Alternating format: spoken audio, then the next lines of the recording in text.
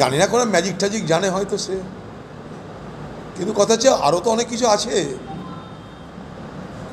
অদ্ভুত লাগছে আমার, মোদিকে নিয়ে কোনো কথাই হচ্ছে না, পুরো অদ্ভুত কাণ্ড।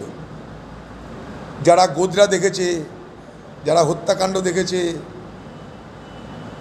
তাদের কাছে তো মোদির কীর্তি কাহিনী শুনবার কথা মানুষ ভাবে। গুজরাটে কত শিল্প তার খবরও রাখে। এ বাংলা থেকে শিল্প উঠে গিয়ে গুজরাটে চলে গেছিল, সিঙ্গুর থেকে সানান্দে চলে গেছিল শিল্প, তার কাহিনীটা কি খোঁজ নিতে হবে এগুলো। এখন ব্যাপার হচ্ছে পাঠিয়ে দিয়েছে কাউকে, তার তো কিছু করার নাই। কারোর বিরুদ্ধে আমার ব্যক্তিগত কোনো ঈর্ষাও নেই, কোনো ক্ষোভও নেই, কোনো বক্তব্য নেই, কিন্তু যা দেখছি তাতে মনে হচ্ছে যেন কাউকে ফাঁসিয়ে দেওয়া হয়েছে, নিরুপায় হয়ে কাউকে কিছু বলতে হচ্ছে।